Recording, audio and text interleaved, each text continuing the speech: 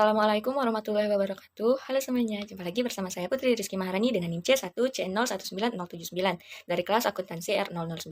Di sini saya akan menjelaskan materi akuntansi syariah mengenai sejarah dan pemikiran akuntansi. Selamat menyaksikan. Pokok pembahasan dalam materi ini ada 5, yaitu perkembangan awal akuntansi, yang kedua sejarah akuntansi, yang ketiga perkembangan akuntansi syariah, yang keempat sekilas prosedur dan istilah yang digunakan, dan yang kelima adalah hubungan antara akuntansi modern dengan akuntansi syariah. Langsung saja kita memasuki ke materi yang pertama, yaitu perkembangan awal dari akuntansi. Pada awalnya, akuntansi merupakan bagian dari ilmu pasti, yaitu bagian dari ilmu pengetahuan yang berhubungan dengan masalah hukum alam dan perhitungan yang bersifat memiliki kebenaran yang absolut. Pemikir akuntansi pada awal perkembangannya merupakan seorang ahli matematika seperti Luca Pacioli dan Musa Al-Khwarizmi. Perkembangan akuntansi dengan domain arithmetic quality-nya sangat ditopang oleh ilmu lain khususnya aritmatik, aljabar, matematik, algoritma pada abad ke-9 Masehi. Akuntansi modern yang dikembangkan dari persamaan aljabar dengan konsep-konsep dasarnya digunakan untuk memecahkan persoalan pembagian harta warisan secara adil sesuai dengan syariah yang ada di dalam Al-Quran, perkara hukum dan praktik bisnis perdagangan. Sistem akuntansi dibangun dari dasar kesamaan akuntansi, yaitu aset sama dengan penjumlahan dari liabilitas dengan ekuitas. Selanjutnya, materi yang kedua adalah sejarah akuntansi. Sejak zaman prasejarah, keluarga memiliki perhitungan tersendiri untuk mencatat makanan dan pakaian yang harus mereka persiapkan dan mereka gunakan pada saat musim dingin. Walaupun akuntansi telah dimulai dari zaman prasejarah, saat ini kita hanya mengenal Luca Pacioli sebagai bapak akuntansi modern yang dianggap telah menemukan persamaan akuntansi pertama kalinya pada tahun 1494 dengan bukunya yang berjudul Summa de Arithmetica Geometria et Proportionalita. Sebenarnya, Luca Pacioli ini bukanlah yang menemukan double entry book keeping system yang telah mengingat sistem tersebut telah dilakukan sejak adanya perdagangan antara Venice dan Genoa pada awal abad ke-13 Masehi, setelah terbukanya jalur perdagangan antara Timur Tengah dengan kawasan Mediterania. Menurut Peragallo, orang yang menuliskan double entry pertama kali adalah seorang pedagang yang bernama Benedetto Cotruguli dalam bukunya Della Mercatua e del Mercate Perfetto yang telah diterbitkan pada tahun 1573. Materi yang ketiga adalah perkembangan akuntansi syariah. Yang pertama kita lihat dari zaman awal perkembangan Islam. Ketika ada kewajibannya zakat dan perluasan wilayah, sehingga dikenal dengan jizyah dan horaj, maka Rasulullah mendirikan Baitul Mal pada awal abad ke-7. Walaupun disebutkan pengelolaan Baitul Mal masih sederhana, tetapi Nabi telah menunjuk petugas kodi ditambah para sekretaris dan pencatat administrasi pemerintahan. Mereka ini berjumlah 42 orang dibagi dalam 4 bagian, yaitu sekretaris pernyataan, sekretaris hubungan dan pencatatan tanah, sekretaris perjanjian, serta sekretaris perperangan. Nah, selanjutnya pada zaman 4 khalifah, pada pemerintahan Abu Bakar, pengelolaan Baitul Mal masih sangat sederhana, yang dimana pemasukan dan pengeluaran telah dilakukan secara seimbang. Hal ini mengakibatkan hampir tidak pernah ada sisa. Perubahan sistem administrasi yang cukup signifikan dilakukan di era kepemimpinan Khalifah Umar bin Khattab dengan memperkenalkan istilah diwan oleh Sa'ad bin Abi Waqqas pada tahun 636 Masehi. Khalifah Umar menunjuk beberapa orang pengelola dan pencatat dari Persia untuk mengawasi pembukuan Baitul Mal. Hal ini menunjukkan bahwa akuntansi berkembang dari satu lokasi ke lokasi yang lain sebagai akibat dari hubungan antar masyarakat. Pada masa itu, istilah awal pembukuan dikenal dengan jurnal. Pada zaman kekhalifahan sudah dikenal keuangan negara. Pada zaman Khalifah Utsman bin Affan, dikenal dengan istilah Hitobat ar-Rasul Wasir yang memelihara pencatatan rahasia. Pengembangan lebih komprehensif mengenai Baitul Mal dilanjutkan pada masa Khalifah Ali bin Abi Thalib. Pada masa pemerintahannya, sistem administrasi Baitul Mal ini baik di tingkat pusat dan lokal telah berjalan baik, serta telah terjadi surplus pada Baitul Mal dan dibagikan secara proporsional sesuai dengan tuntunan Rasulullah Shallallahu Alaihi Wasallam. Nah, di sini ada 14 prosedur yang digunakan dalam pencatatan akuntansi syariah.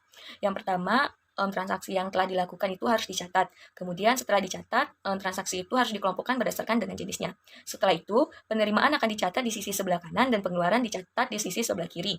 Pembayaran harus dicatat dan diberikan penjelasan yang memadai di sisi kiri halaman.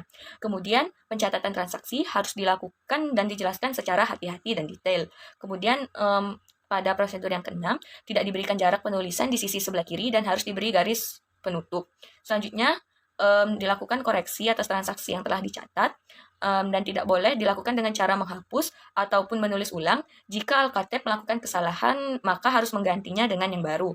Kemudian yang kedelapan adalah jika akun telah ditutup, maka akan diberi tanda tentang hal tersebut. Kemudian seluruh transaksi yang telah dicatat di buku jurnal akan dipindahkan pada buku khusus berdasarkan dengan pengelompokan transaksi yang telah dilakukan.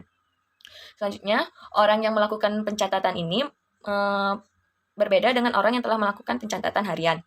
Kemudian saldo yang disebut dengan alhasil diperoleh dari selisih. Laporan harus disusun setiap bulan dan setiap tahunnya.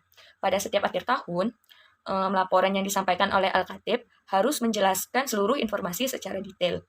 Kemudian yang terakhir adalah laporan tahunan yang disusun akan diperiksa dan dibandingkan dengan tahun sebelumnya. Selanjutnya ada beberapa istilah yang digunakan dalam akuntansi syariah. Yang pertama ada istilah al-jaridah yang berarti buku untuk mencatat transaksi, yang dimana dalam bahasa Arab dikenal dengan nama jurnal. Al-jaridah sendiri telah ada ketika masa Daulah Bani Umayyah dan dikembangkan ketika masa Daulah Abbasiyah dengan beberapa bentuk jurnal khusus, yaitu yang pertama jaridah al-khuraj. Jurnal ini digunakan untuk berbagai jenis zakat seperti pendapatan yang berasal dari tanah, tanaman, dan binatang ternak. Kemudian ada jaridah an-nafakat. Jurnal ini digunakan untuk mencatat jurnal pengeluaran. Selanjutnya ada jaridah al-mal. Jurnal ini digunakan untuk mencatat jurnal pendanaan yang berasal dari penerimaan dan pengeluaran zakat. Dan yang terakhir adalah jaridah al-musadarin. Jurnal ini digunakan untuk mencatat jurnal pendanaan khusus berupa perolehan dana dari individu yang tidak harus taat dengan Islam, seperti orang non-muslim. Selanjutnya ada istilah daftar al-yaumiyah. Daftar al-yaumiyah ini merupakan buku harian yang dalam bahasa Persia dikenal dengan nama ruznamah.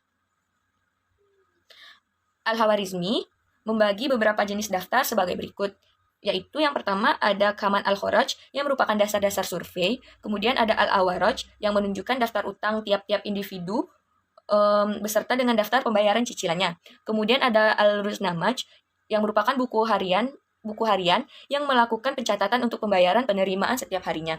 Kemudian ada istilah al-khotmah yang merupakan laporan pendapatan dari pengeluaran per bulan. Kemudian ada al-khotmah al-jami'ah yang merupakan laporan tahunan. Kemudian ada istilah al-tarij. Al-tarij ini merupakan tambahan catatan untuk menunjukkan kategori secara keseluruhan. Dan kemudian ada istilah al-arida. Al-arida ini merupakan 3 kolom jurnal yang totalnya terdapat di kolom ketiga.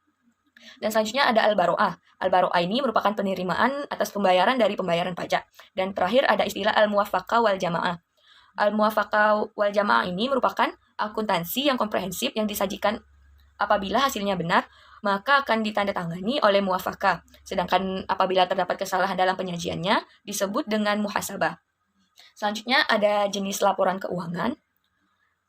Jenis laporan keuangan ini terdiri dari 3 yang di antaranya adalah al-hikmah yang merupakan laporan yang dibuat setiap akhir bulan yang menunjukkan total dari penerimaan dan pengeluaran.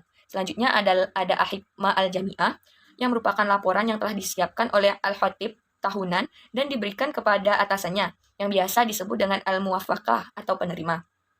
Laporan ini berisi pendapatan, beban, surplus atau defisit setiap akhir tahun. Dan yang selanjutnya merupakan bentuk perhitungan dan laporan zakat yang akan dikelompokkan pada laporan keuangan yang dibagi 3 kelompok. Yaitu yang pertama ada ar-roj minal mal, yang artinya yang dapat tertagih. Yang kedua ada al-munkasir minal mal, yang artinya piutang yang tidak dapat tertagih. Dan yang terakhir ada istilah al-muta'azir wal mutahayyir wal muta'akhid, yang artinya piutang yang sulit dan piutang yang bermasalah sehingga tidak dapat ditagih lagi. Nah, yang terakhir adalah hubungan antara akuntansi modern dengan akuntansi syariah. Perkembangan ilmu pengetahuan termasuk sistem pencatatan pada dinasti Abbasiyah sudah sedemikian majunya. Sementara pada kurun waktu yang hampir bersamaan, Eropa masih berada dalam periode The Darkness. Pada tahun 1429 Masehi, angka Arab dilarang untuk digunakan oleh pemerintahan Italia. Luca Pacioli selalu tertarik untuk belajar tentang hal tersebut, serta belajar dari Alberti, seorang ahli matematika yang belajar dari pemikir Arab, dan selalu menjadikan karya Pisa sebagai rujukannya. Luca Pacioli mengatakan bahwa setiap transaksi harus dicatat 2 kali di sisi sebelah kredit dan di sisi sebelah debit. Dengan kata lain, bahwa pencatatan harus diawali dengan menulis di sebelah kredit, kemudian dilanjutkan dengan di sebelah debit. Hal ini memunculkan dugaan bahwa Luca Pacioli ini menerjemahkan hal tersebut dari bahasa Arab yang memang menulis dari sebelah kanan. Penelitian tentang sejarah dan perkembangan akuntansi memang perlu dikaji lebih dalam lagi, mengingat masih dipertanyakannya bukti-bukti otentik tentang hal-hal tersebut sebagaimana yang telah diungkapkan oleh Napier pada tahun 2007. Demikian materi yang dapat saya sampaikan pada materi yang keempat ini.